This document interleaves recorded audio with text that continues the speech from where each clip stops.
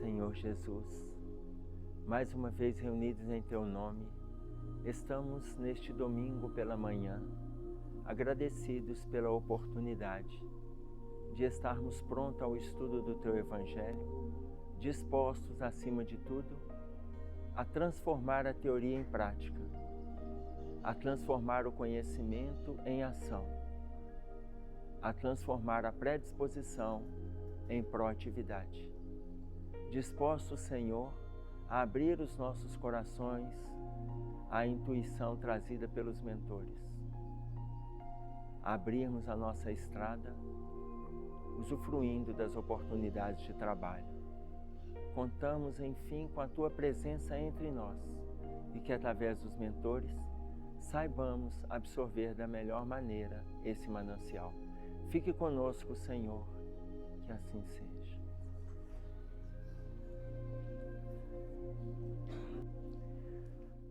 Nós estamos estudando o livro Religião dos Espíritos.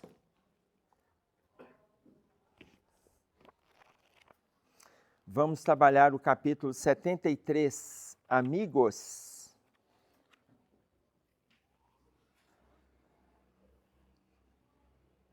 Que vai discutir a questão de número 938 do Livro dos Espíritos. Daqui a pouco eu vou trazer a questão para vocês, ok?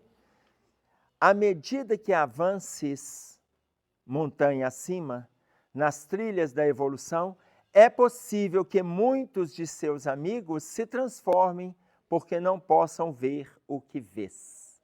À medida que a gente melhora, é possível que muitos dos teus amigos se transformem porque não possam ver o que vês. À medida que a gente melhora e outros não fazem esse movimento de mudança, a gente começa a ter acesso a algumas tarefas, algumas dificuldades, algumas dores, algumas situações de envolvimento e outros não têm a mesma oportunidade que a gente está tendo. Isso já pode criar um distanciamento. Tá claro? Isso já pode criar um distanciamento. Agora, ele dá um exemplo. É como se fosse o vinho de alto teor alcoólico surgisse transfigurado em resíduo de fel, ou como se um brilhante longamente acariciado se transformasse em pedra falsa. Porque a gente já muda a visão, não muda? É como se fosse um brilhante e ele depois você descobre que é uma pedra falsa. Tá? É como se fosse um vinho e ele está com alto teor alcoólico, já não é tão agradável assim. Aquela pedra que era um brilhante já não brilha tanto assim quando você descobre que tudo aquilo ali é falso. Então aquele amigo que vai se distanciando, e aí ele não só se distancia, nós vamos ver como que Emmanuel traz isso aqui para a gente. Ele não só se distancia, qual o posicionamento que ele terá, tá? E aí, qual a reação que a gente terá também, tudo bem? Agora, qual é o maior título? Veja como que isso é difícil. Qual é o maior título que a gente poderia dar para alguém? Amigo. O maior título que a gente pode dar para alguém é amigo. Qual o maior título que Jesus deu para os seus discípulos? Amigo. No capítulo 15 de João, ele coloca isso. No versículo 15, o que ele traz para nós? Já não vos chamo servos, porque um servo não sabe o que faz o vosso Senhor. Tenho-vos chamado amigos, porque tudo quanto ouvi de meu Pai, vos dei a conhecer. Em outra tradução, vos tenho feito conhecer. O tempo todo ele vai chamando de amigo. Então, o maior título que a gente pode dar para alguém é amigo. Está claro isso? Então, imagina, vamos trazer isso antes de nós entrarmos efetivamente na comparação que ele faz do amigo que vem de forma diferente. Trazendo isso para o relacionamento conjugal. Você vê que nós ironizamos o título de amigo. Está claro? A gente fala assim, lá em casa tem casal que já fala assim, lá em casa a gente está com dois amiguinhos, né, meu bem? Quando não tem sexo. É assim ou não é que funciona? Vocês estão na dúvida. Vocês estão na dúvida. Aula de amizade. Ou talvez eu não tenha nem amizade, né? Tem rivalidade, a competitividade ou a agressividade. Então, mas a pessoa fala assim, não, lá a gente está como dois amiguinhos, porque na nossa cabeça, se não tiver sexo, é amiguinho. E veja, o maior título que a gente pode dar para alguém é amigo.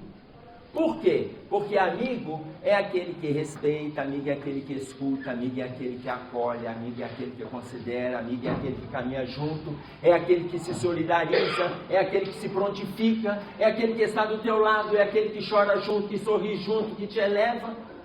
Esse é amigo. Então, quando a gente chega à conclusão de que o outro do nosso lado é amigo, veja o título que a gente está se disponibilizando para nomear aquela pessoa. Está claro isso? Então, o amigo, quando um casal colocar para o outro que você é meu amigo, você está colocando essa pessoa nesse lugar. Se o marido falar para a esposa falar para o marido, está nesse lugar. Uma vez eu estava fazendo uma palestra sobre relacionamento conjugal, claro que a Gladys estava lá, porque quando o tema é esse, ela vigia. Então, ela estava lá. E aí, a gente foi deitar, ela chegou à noite, falou comigo assim, meu bem, eu sou sua amiga? Eu falei assim, não, você é minha esposa. Sua esposa? Ainda fez pouco caso. Eu falei assim, você é minha esposa, não tá bom? Ela falou, mas eu achei que eu era sua amiga. Eu falei, meu bem, amigo é o título, é o título. Você é minha esposa, já tá bom. E aí ela dormiu, naquele perfil que a gente conhece, emburrada. Né? 6 meses depois nós fomos numa exposição de livro, como é que é o nome? É Expo Minas. Lá no Expo Minas, na Bienal do Livro. Aí estava eu com as meninas, ela queria assistir uma palestra de uma pessoa que é espiritualista, que estava lá. Aí ela pegou e falou assim, eu estou querendo assistir tal palestra, então quando você assiste eu vou estar rodando aqui com as meninas, assim, nas editoras, vendo as pessoas, ok. Assistiu, gostou. Quando chegou a noite, aí eu falei assim, como é que foi a palestra? Não, foi ótimo. E eu fiz uma grande descoberta. Eu falei, qual descoberta você fez? Eu descobri que você é meu marido e não é meu amigo. Oh, meu Deus, que coisa boa. Precisa de alguém de fora falar o que eu já tinha falado, mas não tinha crédito. Tá claro? Por isso é que Jesus, quando ele fala para os discípulos, tenho-vos chamado amigos, é o título máximo que ele coloca. Tá claro isso? E aí nós vamos ver como que o Emmanuel traz para a gente aqui. Consagras-te agora à luz. Veja se não é um movimento que nós estamos buscando. Consagra-te à luz. Estamos ou não estamos buscando essa luminosidade? Estamos. Dormitam muitos na sombra. Já que nós estamos buscando e outros preferem ficar estagnados, dormitam na sombra. Tá? Escolhes hoje servir. Muitos se demoram reclamando o serviço alheio. Muitos se demoram reclamando o serviço alheio. A gente opta pelo trabalho e muitos desistem. Né? E aí o que acontece com essa amizade? Separação. Busca presentemente a verdade. Muitos se afeiçoam à máscara da ilusão. Busca presentemente a verdade.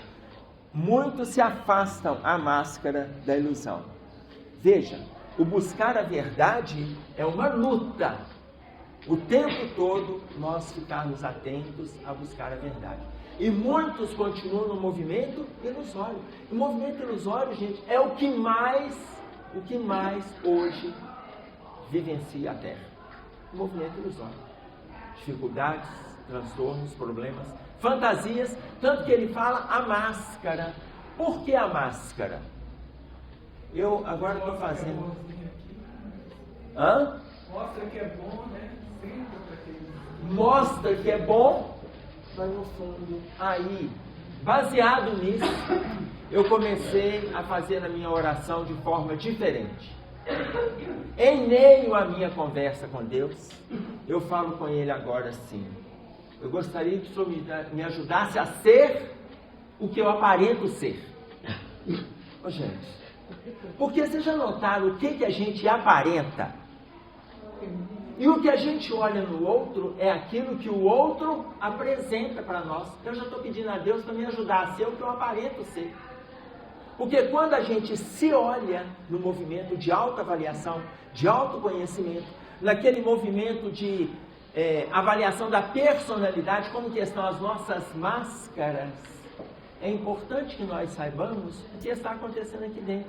Mas a forma que os outros nos veem charmosos, acolhedores, gostosos, educadores, pacientes, envolventes, queridos. Ah, não. Se eu começar a ser o que eu aparento ser, gente, eu já saio dessa encarnação angelizado. Eu não saio bom, não. Eu saio angelizado. E essa é a nossa dificuldade, tá claro?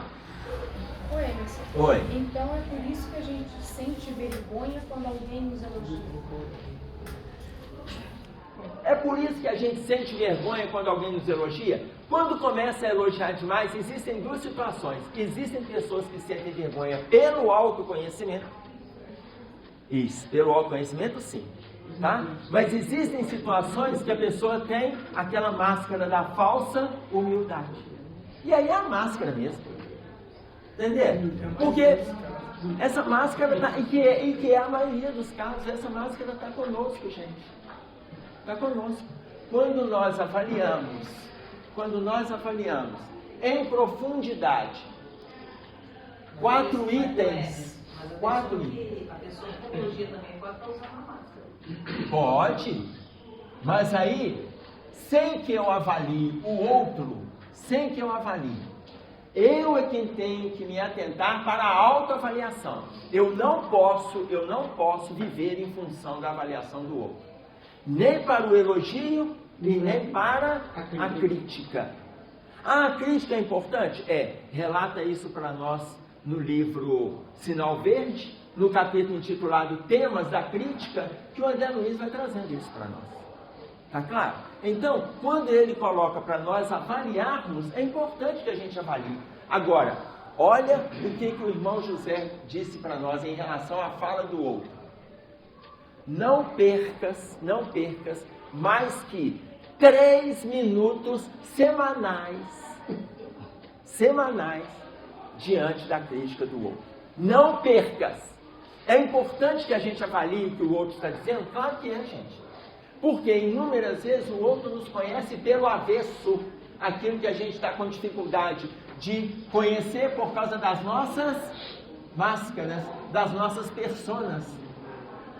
Então, é importante que nós saibamos alguns itens nesse movimento de autoavaliação.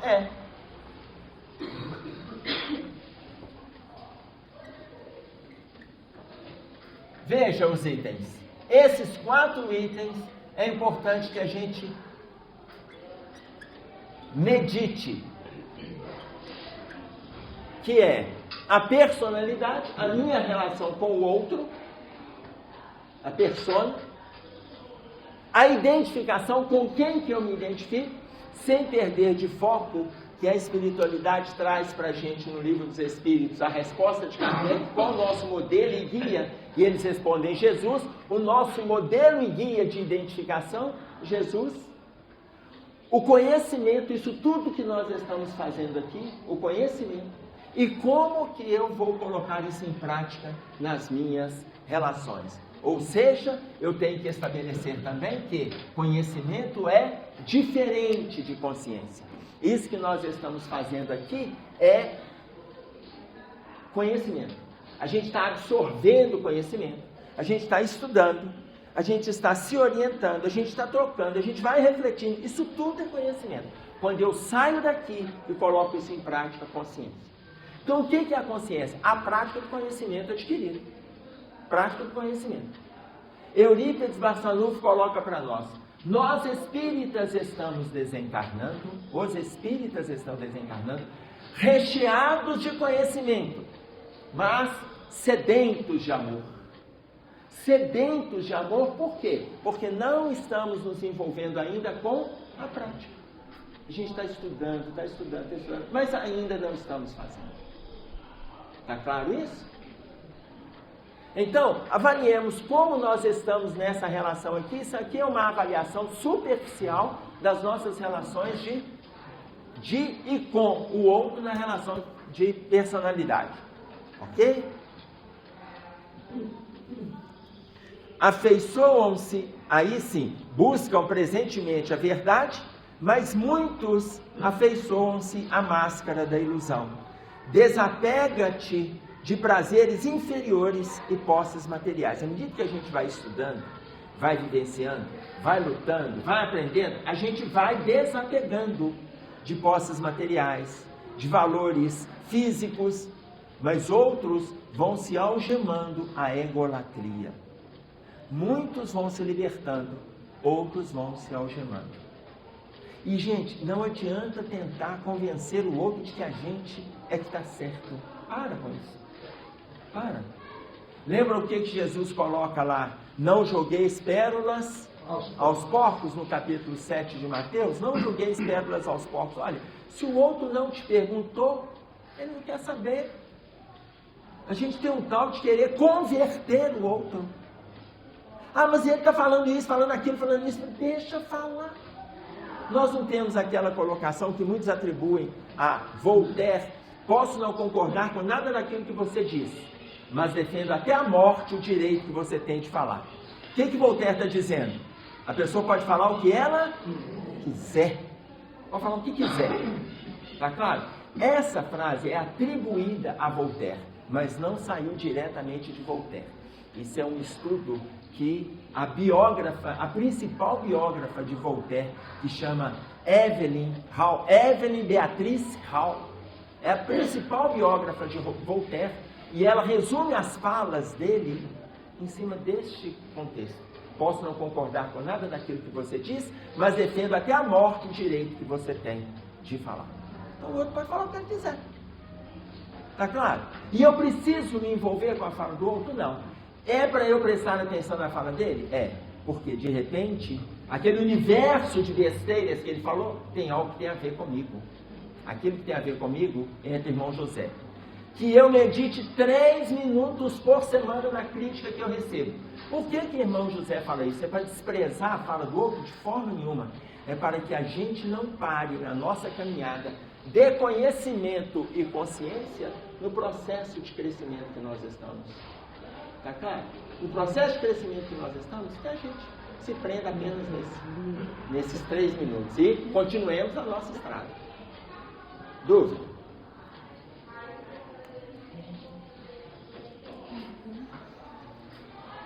Estranhando-te a nova atitude, quase sempre esses amigos te classificam os anseios de elevação com adjetivos injuriosos. Aqueles que a gente considerava como amigos começam com adjetivo injurioso. Aí eu quero trazer para vocês aqui essa perguntinha 938 do Livro dos Espíritos, que é a pergunta que a gente está comentando. 938? Isso.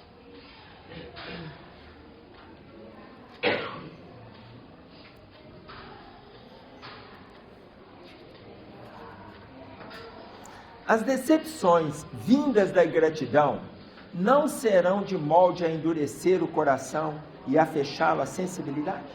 As decepções vindas da ingratidão, tem muita gente ingrata? Tem ou não tem? Nós também somos ingratos em muitas situações? Sim. Somos ou não? Sim. Somos.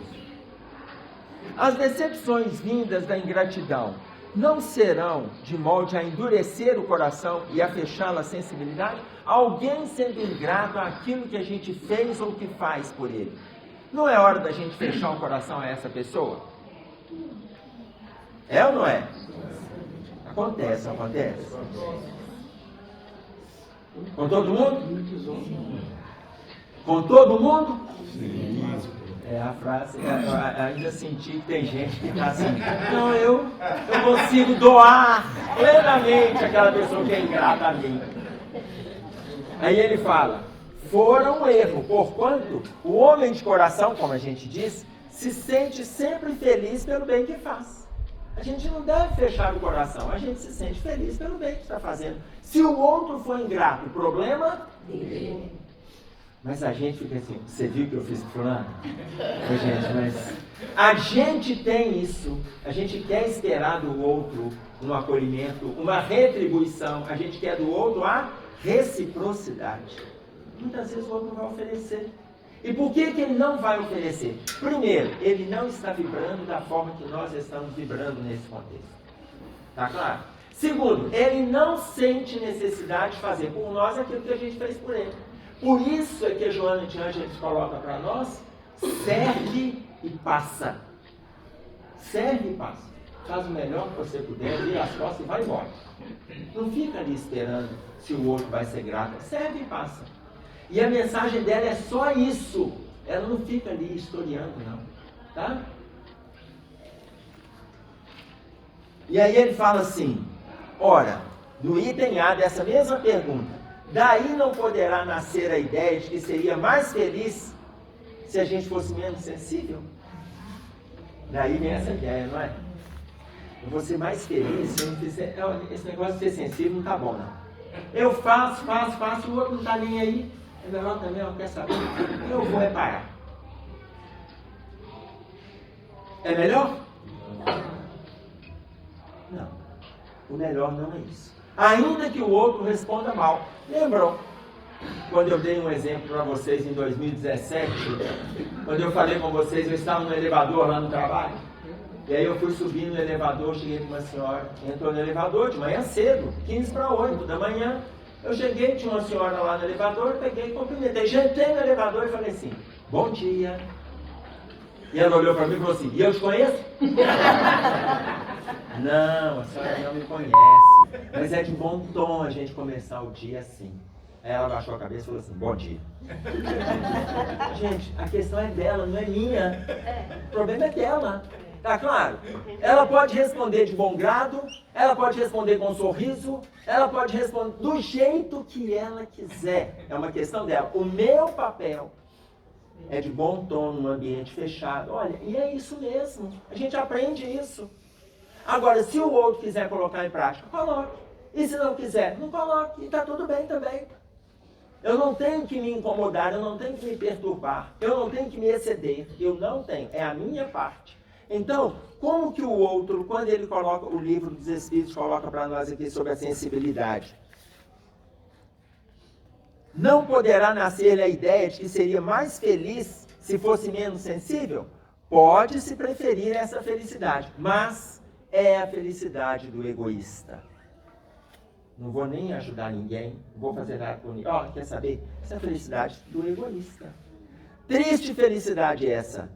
Saiba que os amigos ingratos que o abandonam não são dignos da sua amizade. Não, ou seja, olha o que os Espíritos estão colocando. Se o amigo ingrato te abandona, não tem problema não, gente. É porque ele não é digno dessa amizade. E ele tem outras amizades, não quer dizer que ele seja isolado no mundo, não. Todo mundo tem amigos. Tá claro? Todo mundo tem amigos. Assim sendo, não há que lamentar ter perdido esses amigos. Não há que lamentar. Isso acontece e está tudo bem. Mais tarde, achará outros que saberão te compreender melhor.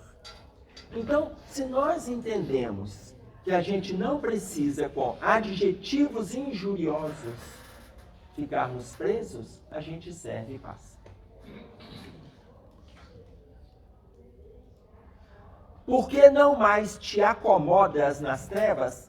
Há entre eles quem te chame de orgulhoso. Só que você não está junto com ele na treva em que ele se encontra. Veja, e nós o vemos nas trevas. Ele tem um contexto dele. Tá? Pode não ser. Mas é uma questão dele. A gente não tem que avaliar o estado do outro, gente. A gente não sabe que bagagem que o outro está trazendo. A gente não sabe a vivência que ele está trazendo, a gente não sabe a construção dele. Eles dão conta de coisas que muitas vezes nós não damos. Nós damos conta de coisas que eles não dão. Tá? Então, se aquele não está preparado para curtir conosco uma amizade, ok, é o momento dele. e eu vou ficar com aqueles que estão prontos para a gente vivenciar essa amizade. Tá? Porque conservas a humildade na luz da abnegação, há entre esses amigos quem te chame de covarde. Quando você não ousa, não agrida, não agride, não insulta, há entre esses amigos que você está se acovardando. Porque não mais te relacionas com a mentira, há entre eles quem te chame de fanático. Tem ou não tem? Tem. Uma senhora me procurou preocupada com o filho dela. Porque o filho dela ia para uma reunião na casa espírita na sexta-feira. No sábado, ele ia para uma tarefa. No domingo, ele tinha outra tarefa e ela estava incomodada. Por quê? Porque estava ficando fanático. Ô Emerson, mas ele está saindo da adolescência agora. Ele está com 19, 20, 21 anos. Ô Emerson, nessa faixa, eu estou achando que ele está ficando fanático. Sexta-feira ele tem reunião na casa espírita. No sábado ele tem tarefa de manhã, tem tarefa à tarde. No domingo ele tem tarefa de manhã. À tarde, ele às vezes reúne com esse grupo espírita. E aí eu estou preocupada. Que ele está ficando fanático, Emerson. Eu falei, não, seu filho me conhece? Conhece. Eu converso com ele, chama ele lá. Eu converso com ele. Ah, você conversa com ele para mim? Converso. Eu vou dizer para ele largar desse fanatismo e ele começar a frequentar alguns bares na sexta, no sábado, e no domingo ele se recuperar da ressaca do dia anterior, que aí ele sai do fanatismo. Emerson, mas aí ele vai adoecer. Eu falei, é o que eu estou te dizendo. Porque enquanto ele estiver vibrando numa reunião, assistindo, completando, acrescentando, discutindo, revendo, lendo, está ótimo, é tudo que a gente quer das pessoas. É isso que a gente está lutando para fazer, a gente está com dificuldade de cumprir, porque o conhecimento que a gente tem é esse, a gente tem dificuldade de cumprir. Então, enquanto nós estivermos nesse movimento, façamos, deixe que ele faça também. Ah, mas senhora, que eu acho que lá em casa ninguém é assim. Lá em casa ninguém é assim. Eu falei, deixa eu te dizer. Relacionamento familiar é um relacionamento de completude. A gente se completa dentro de casa. A gente se completa. A família se completa. Marido e esposa se completam. Pais e filhos se completam. A gente aprende e eles aprendem conosco. A gente estuda e eles estudam conosco. A gente vivencia e eles vivenciam conosco. Eles ensinam e eles aprendem também. Olha, isso é completude. Quando a gente sai do movimento de completude, a gente entra para um outro que é de amplitude. Esse movimento social, esse encontro que o seu filho está tendo com o grupo, é um movimento de amplitude. Ele sai do miolo do núcleo familiar, ele sai da completude e parte para a amplitude. E ele vai colocar em prática as coisas que aprende em casa e vai trazer da amplitude para dentro de casa as coisas que ele aprendeu na rua. Sai da completude e vai para a amplitude. Se ele faz o movimento de sintonia com Deus, utilizando os mentores como instrumento intermediário, ele parte para o movimento de plenitude. Então, o que a gente está lutando para viver na Terra? Completude na família, amplitude nas relações e plenitude com a divindade. Esse é o nosso movimento. E a senhora está incomodada porque o seu filho está lutando nesse movimento. A gente está vendo tantos jovens se perdendo e a gente acha que o grupo é que está certo. Então, se a gente encontra algum, minha filha, mãos para o céu, agradece a Deus. Seu filho está indo num caminho ótimo. Não precisa a gente ter essa preocupação. Entenderam? Ou seja, inúmeras vezes esses amigos que não compartilham, gente, eles vão fazendo a caminhada deles. E se achar que a gente se acovarda porque não teve relação absurda de agressividade, como o Emmanuel coloca aqui para nós,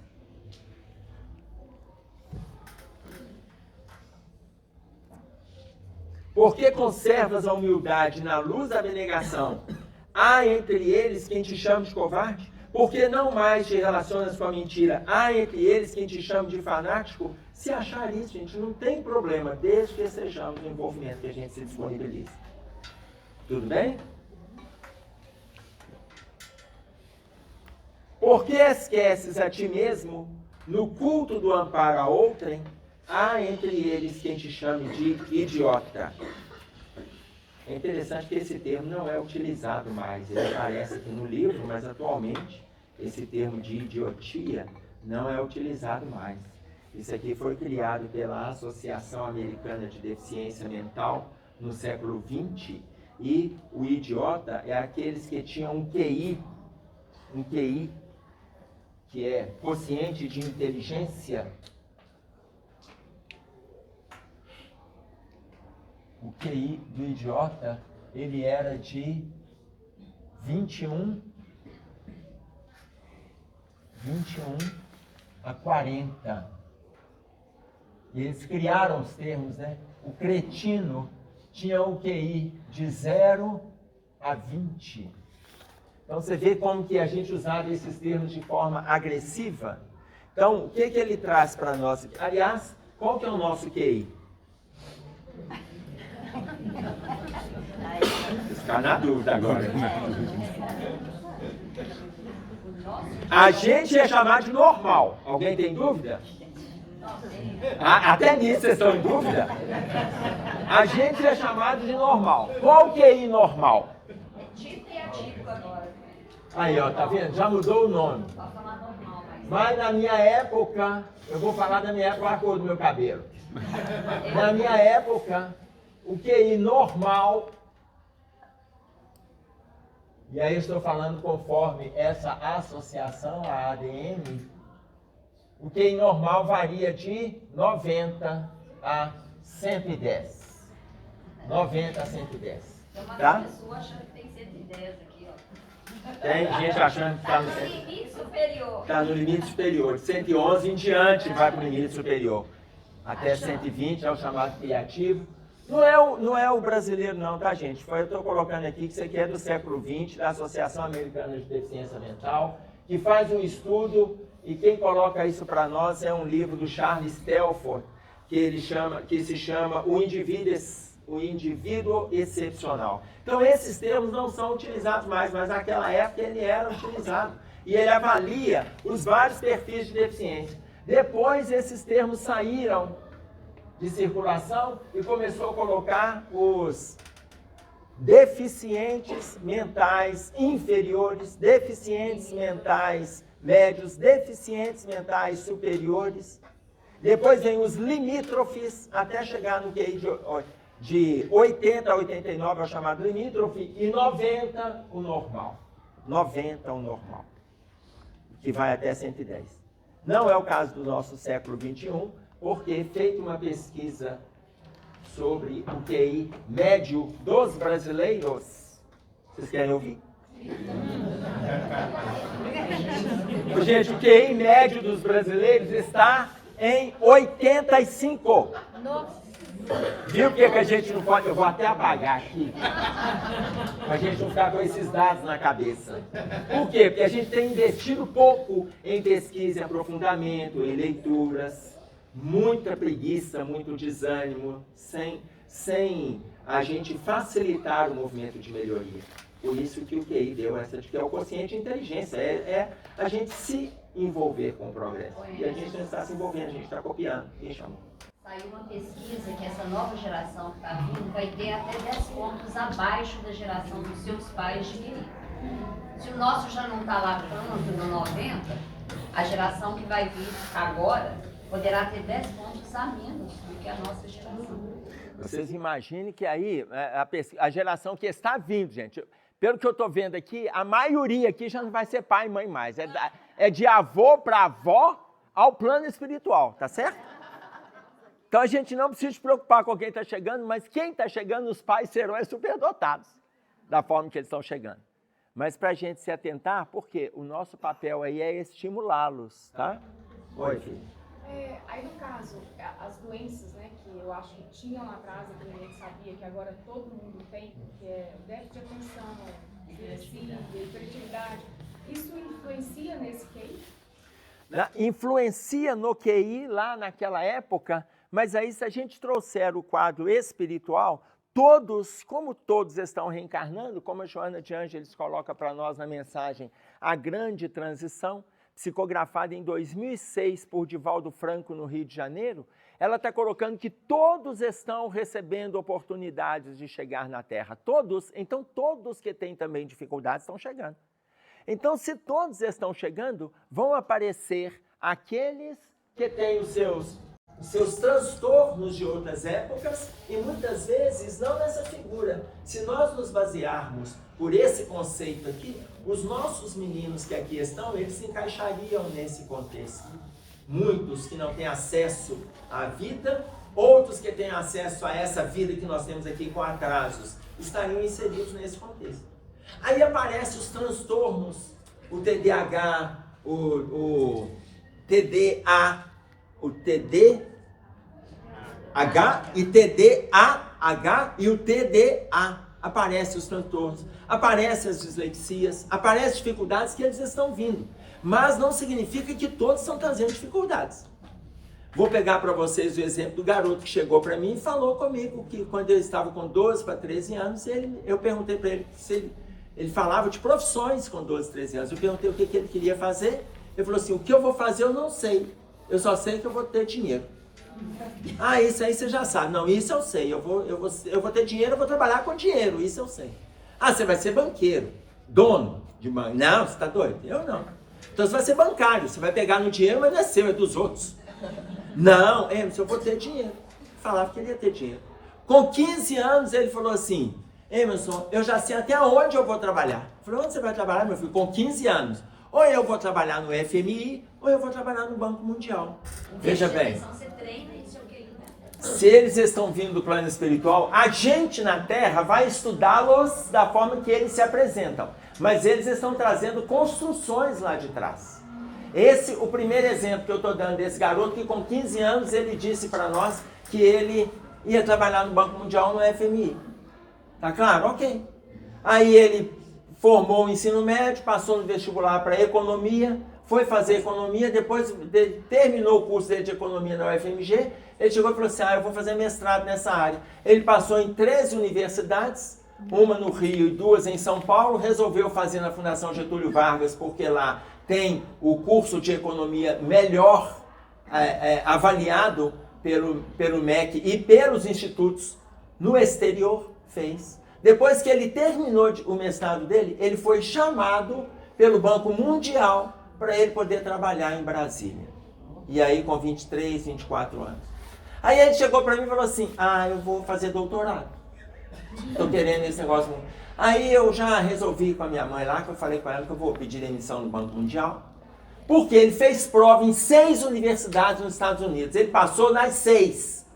E ele falou, eu não vou fazer doutorado no Brasil, porque doutorado no Brasil, ele não vai me atender naquilo que eu quero não, porque fica fraco em relação ao que eu estou pesquisando. Foi embora para os Estados Unidos. E está fazendo na melhor das 6 que ele conseguiu. E aí na hora que ele contou para a mãe dele que ele ia pedir demissão no Banco Mundial, a mãe dele quase entrou em pânico. Meu filho, Banco Mundial, você vai pedir demissão. Quem é que pede demissão do Banco Mundial? E ele falou assim, eu vou. Aí ela falou assim, meu filho, mas você vai perder o emprego. Mãe, se o Banco Mundial quiser, ele me chama de volta. Eu vou estudar. E foi embora para os Estados Unidos, foi fazer o doutorado dele. Primeiras férias, ele estava vindo para o Brasil, e aí o Banco Mundial ligou para ele. Estamos sabendo que você está de férias no seu doutorado. A gente está com um projeto, porque a gente precisa que você coloque em prática esse projeto para nós. Você conhece as essências dele e tal e tal. É um projeto que você vai gastar de 10 a 15 dias, faz ele para nós e tal. Pediu a ele. Ele pegou e falou que ele faz, ele aproveitar as férias dele. E aí, aproveitando as férias, ele falou assim, mãe, sabe quanto que o banco vai me pagar para eu fazer esse projeto? E eles falaram que eu vou gastar assim 10 a 15 dias. Eu estava olhando o projeto, eu vou fazer em 3 dias. Meu filho, quanto que o banco vai te pagar? Vai me pagar 20 mil. Meu filho, 3 dias trabalhado, 20 mil reais. Ele falou, não, mas o Banco Mundial paga em dólar. 20 mil dólares. Meu filho, você vai ganhar 120 mil reais para trabalhar 3 dias. Ele falou, Aí voltamos à nossa conversa. O que ele me falou? Que ele ia ter dinheiro. E ele ia trabalhar com dinheiro. A hora que ele está no intervalo, o Banco Mundial vai lá e o recruta para ele trabalhar 3 dias, 5 dias, 8 dias, depois ele volta para o doutorado. Ele está fazendo projetos no mundo, viaja no mundo, projeto para a África do Sul, projeto na Etiópia, projeto no Afeganistão, projeto para Sudão. Tudo promovido pelo Banco Mundial, projetos sociais e pagando. E ele fazendo o doutorado dele. que era o que ele queria. Ok. Vem com um potencial. Com um detalhe, ele é disléxico. Daqueles que perdia nota em escola porque tinha dislexia. Dislexia do tipo, estou viajando, ele estava indo embora. Quando ele estava em São Paulo, ele ligava para a mãe dele: mãe, eu esqueci a minha mala, eu lembro que eu saí com ela de casa. Aí a mãe falava assim: eu sei, meu filho, a síndica já ligou, você esqueceu dentro do elevador. Gente, a pessoa está indo para viajar, tinha que estar tudo na mala, ele ia para todo lugar e esquecia a mala. Tá claro? Isso é só para vocês entenderem um exemplo, e era da dislexia. Já não tinha a ver com o transtorno, mas ele tinha um potencial. Tá claro isso? Da mesma forma, a gente pode pegar um exemplo que é de Lúcio Flávio, alguns ouviram falar do filme. O filme se chamava Lúcio Flávio, Passageiro da Agonia. E o Lúcio Flávio, entre nós, ele tinha um QI, um quociente de inteligência. O nosso quociente de inteligência, que varia de 90 a 110, o dele era 136. E ele nunca saiu da 6ª série. Ele não passava de ano. Por que ele não passava? Porque ele não aguentava ficar ali assistindo aula, ouvindo os professores. E aí ele pegava tudo que falava, ele pegava sim. E aí ele começava a irritar os colegas, cutucar os colegas, chutar os colegas, jogar papel no colega, daí a pouco ele estava para fora de sala. Aí ele começava a irritar lá fora, daí a pouco ele estava transferido de escola. Isso foi só até a 6ª série. Na nossa história do Brasil, é o único prisioneiro que fugiu 16 vezes das prisões brasileiras. Por onde ele passou, ele fugiu. Tá claro? Então vocês imaginem a quantidade de vezes que ele fez esse movimento. E chamado passageiro da agonia com intelecto, mas não foi aplicado no bem. Poderia, se tivesse uma política, né, que incentivasse isso aí. Mas aí entra a estrutura familiar também, né? Hã? Não entra a estrutura familiar nesse ponto? Entra. Mas a estrutura familiar, a gente não pode atribuir tudo à estrutura familiar, porque muitas vezes a estrutura familiar é boa e a família, os filhos fazem um movimento de destruição. Tá claro? Vocês vão lembrar daquela criança que foi agredida pelos sequestradores, a Miriam Brandão, com 3 anos de idade, filha do Dr. Volner Brandão, médico homeopata daqui de Belo Horizonte, foi sequestrado. E foi sequestrado, foi queimada e foi enterrada. 3 anos de idade. E eles continuaram negociando o resgate até a polícia descobrir que isso tinha acontecido. Depois foi atrás dos sequestradores. Descobriu onde estava um. Isso início da década de 90. Descobriu onde estava um. E aí, ao descobrir, o pai deste, porque foram 2 irmãos que fizeram esse movimento, o pai ligou para a imprensa e falou onde é que estava o outro irmão. E o irmão estava escondido no Mato Grosso, Pantanal Mato Grossense ali. Foi lá, a polícia pegou o outro, prendeu os 2. Ok. A imprensa perguntou ao pai, por que ele fez? Ele pegou e falou assim, olha a estrutura familiar. Eu não ensinei os meus filhos a conquistar o dinheiro a não ser pelo trabalho. Eu sou uma pessoa simples, estudei só até a 4ª série. Os meus filhos presos, gente, olha a informação, os meus filhos presos, eles começam a pagar diante de Deus aquilo que eles estão devendo diante dos homens. Mas eles começam a pagar. Eu prefiro que eles estejam presos, ainda que eu saiba que isso não vai trazer a filha do doutor de volta. Olha a estrutura da família. Mas olha o que ele estava trazendo, os meninos estavam trazendo de passado, os jovens.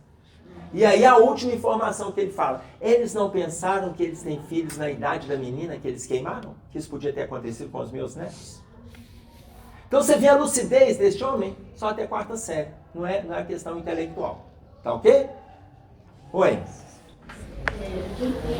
Uma pessoa que tem filho pode vir com esses... Pessoa que tem o quê? Uma pessoa que é esquizofrênica, aí ela tem filho, pode vir com trazer esse extrato. Não tem ligação, não existe na genética, não.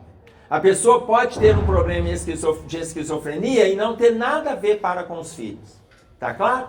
O filho pode trazer dependendo da bagagem espiritual. E aí vem de novo a mensagem da Joana de Ângeles. Tá claro? Espíritos que permaneceram. Atenção, isso está na mensagem. A mensagem, a grande transição. Espíritos que permaneceram embaraçados nas zonas inferiores estão recebendo oportunidade para chegar na Terra, para se envolverem com o trabalho, se envolverem com relações, se envolverem com amizades, para corrigir os enganos cometidos de passado.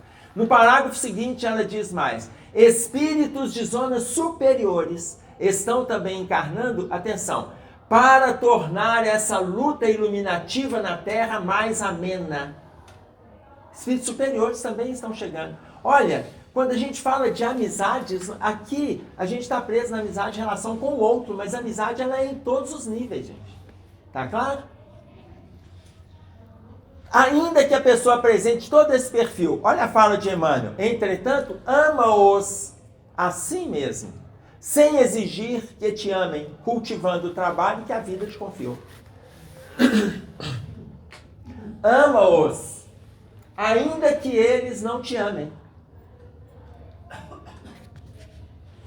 Se envolva, auxilie, ainda que não haja amor na reciprocidade, se permita amá-los. Tá? Jesus e Judas, né? Amigo a que viestes. A fala de Jesus para com Judas, você imagina, um detalhe interessante na lembrança que o Éder traz, a fala de Jesus, que hora que Jesus fala isso para Judas? Em que momento que Jesus fala, amigo, a que vieste? Que hora? Na hora que foi para dar um beijo nele. Ah, gente, mas tem beijo que você tem que ter cuidado, não tem? Não, na hora que vai beijar, para quê? Para vender, é só para anunciar. É só para anunciar. Na hora que Jesus vai receber, olha o acolhimento de Jesus. Amigo, olha que esse foi o título para todos os discípulos, inclusive Judas. Amigo, a que vieste? E aí dá um beijo em Jesus. Ah, muito romântico, não? E aí Jesus é preso. Muito legal isso. Não, gente, não é legal o fato, não, tá? É só o exemplo, viu? Ama-os mesmo assim, sem exigir nada deles. O serviço sustentado nas tuas mãos falará sem palavras de teus bons propósitos a criaturas diferentes que, tangidas pelo divino amor, vão chegar a outros campos em teu auxílio. Para isso, é indispensável que não entres no labirinto das lamentações vinagrosas. Não entre no labirinto de lamentações vinagrosas.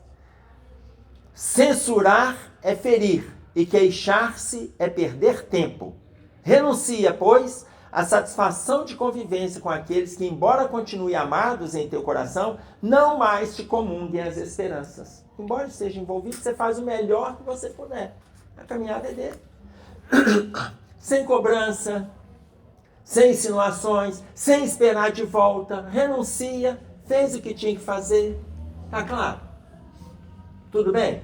Vão lembrar, só para vocês entenderem, até em profundidade, essa questão do amigo e a dor de um amigo. Vocês já ouviram falar em Angenor Oliveira? Não? Mas vocês já ouviram falar em Cartola, o cantor? O nome dele é Angenor. Tá claro? Então é só para vocês se situarem. Angenor, que viveu conosco, um dos grandes compositores do século XX, viveu conosco entre 1908, ele reencarna em outubro de 1908 e desencarna em novembro de 1980. Um mês depois dele completar 72 anos.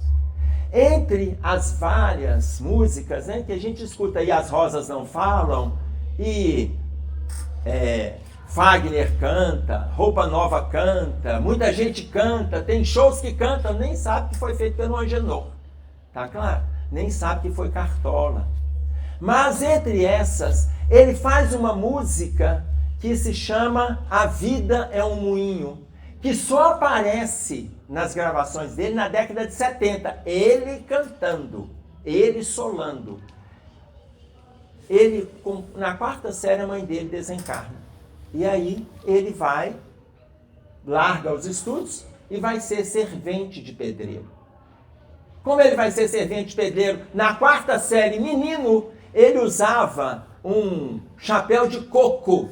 Como ele usava o chapéu de coco por causa de resíduo da construção para não cair na cabeça dele, começaram a chamá-lo de Cartola, tá? Por causa do chapéu de coco que ele fez para ele. Por que eu estou contando isso para vocês?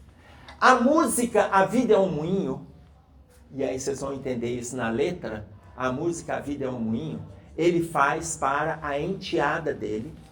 É uma criança que ele pega para criar junto com a esposa quando a mãe dessa criança desencarna e ela estava abandonada. Ele e a esposa pegam essa criança para criar. Anos convivendo com ela. Com 16 anos ela se empolga que ela vai sair de casa apaixonada e tal. E aí vem a maior, olha, uma das letras mais profundas, a maior orientação de um amigo que estava fazendo papel paterno, que é A Vida é um Moinho. E aí sabe o que a gente vai fazer? Nós vamos pensar nessa letra e cantá-la agora. Aqueles que lembram vão cantar comigo. Ok? Vão cantar? Ainda é cedo, amor, mal começaste a conhecer a vida, já anuncias a hora da partida, sem saber mesmo o rumo que irás tomar. Vocês não conhecem a letra? Não? Então eu canto para vocês. Aqueles que souberem, cantem comigo. Preste atenção, querida, embora eu saiba que estás resolvida. Em cada esquina cai um pouco a tua vida, e em pouco tempo não serás mais o que és. Ouça-me bem, amor, preste atenção, que o mundo é um moinho, vai triturar teus sonhos tão mesquinhos, vai reduzir as ilusões a pó. Preste atenção, querida, em cada amor tu herdarás só o cinismo. Quando notares, estás à beira do abismo, abismo que cavastes com teus pés. Veja, ele estava com 16 anos, se envolvendo com paixões e abrindo espaço para a promiscuidade, e ele faz esse hino de amor. Isso é um hino de amor. Ele orientando, ainda é cedo, amor. Ainda é cedo. Mal começaste a conhecer a vida, já anuncias a hora da partida, sem saber mesmo o rumo que irás tomar. Preste atenção, querido. Falando com a filha, preste atenção, querido. E aí ele continua. Então vocês imaginam, se nós podemos fazer esse movimento para com os nossos filhos, com as pessoas que estão em torno, o que mais a gente precisa aprender para valorizar a amizade? O que mais? Para valorizar as pessoas que estão do nosso lado no movimento de amplitude. Eu achei que todos conheciam esse hino de amor. Francamente. Mas, se te esquecerem, perdoa. Se te esquecerem, perdoa. Se te desprezarem, perdoa mais uma vez. Se te insultarem, perdoa novamente. Se te atacarem, perdoa sempre. Seja qual for a maneira pela qual te apareçam nos dias da incompreensão, ajuda-os quanto puderes. Veja, essa lição sobre o perdão, o Éder fez aqui para nós, não foi, meu filho? Não foi? Deixa eu ver se o nome dela aqui, que saiu hoje. Foi hoje? Justiça e Amor.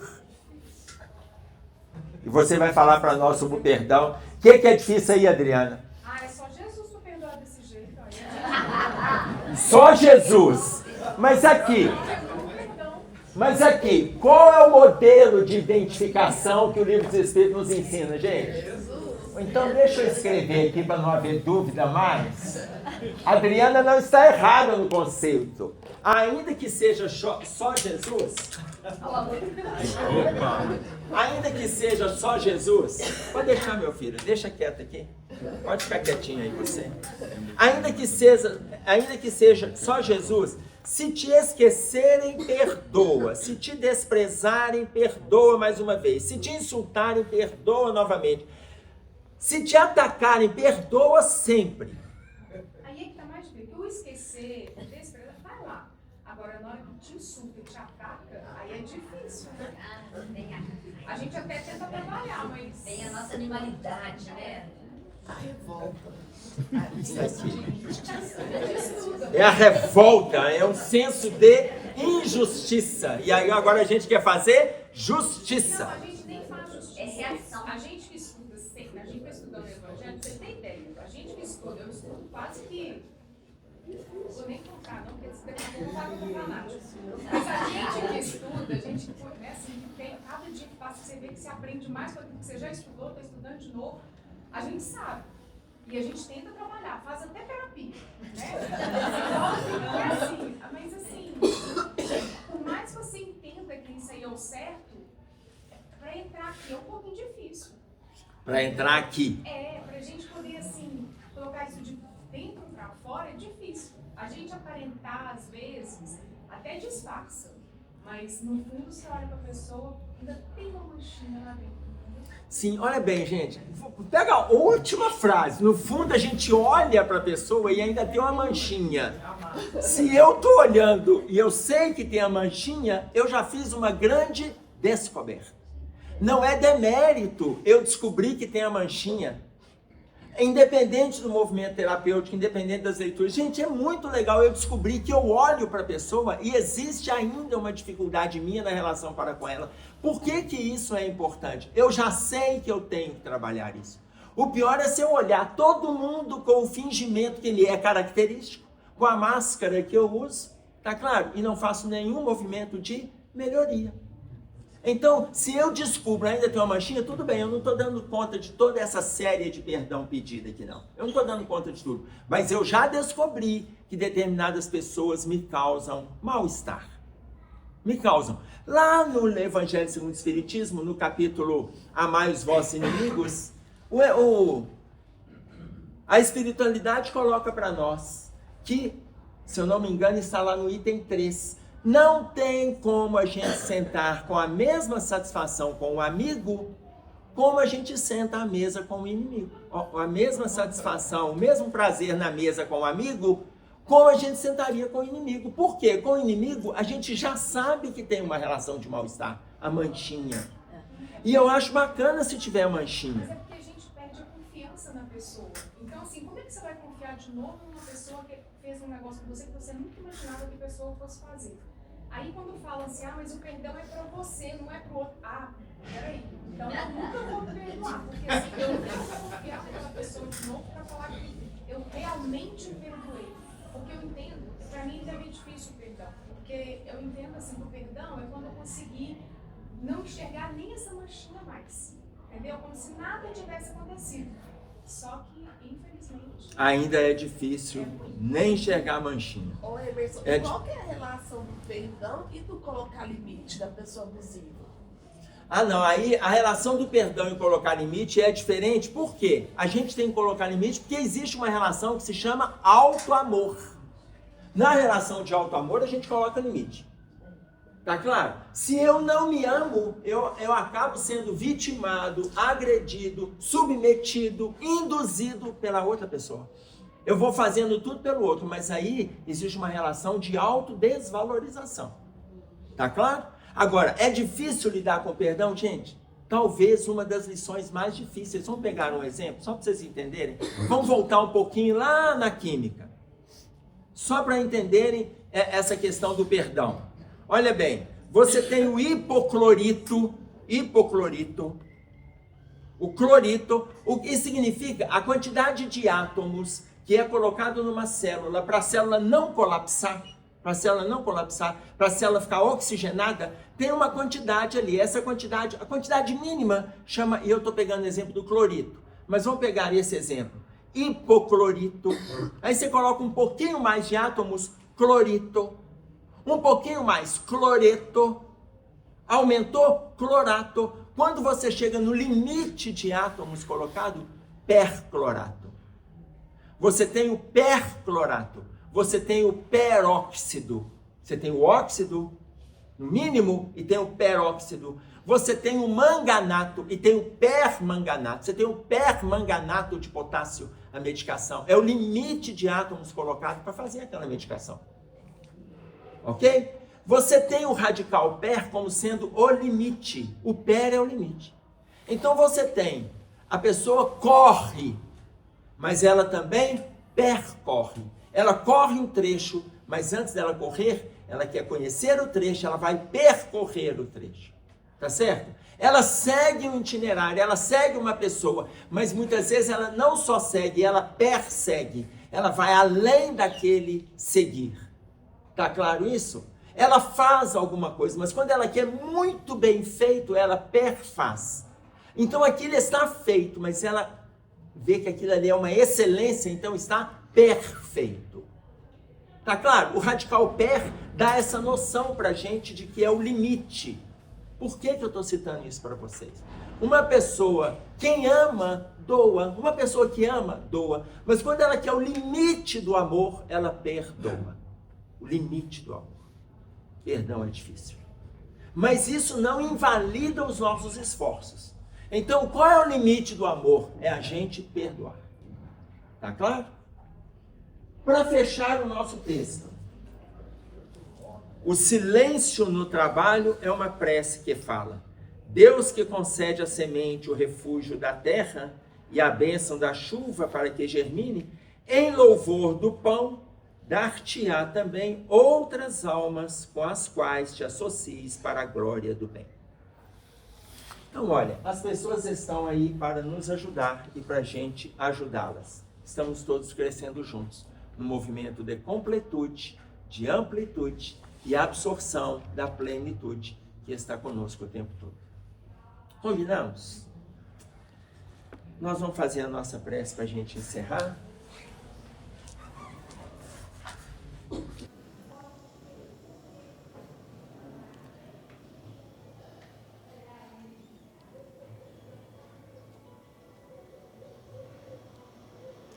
Pai nosso que estás nos céus, santificado seja o teu nome. Venha a nós o teu reino, seja feita a tua vontade, assim na terra como no céu. O pão nosso de cada dia nos dai hoje. Perdoe as nossas dívidas, assim como nós perdoamos os nossos devedores. Não nos deixeis cair em tentações, mas livra-nos do mal, porque teu é o reino, o poder e a glória para todo sempre. Com esta prece, Senhor, estamos encerrando o nosso estudo desta manhã de domingo. Fique conosco, que assim seja.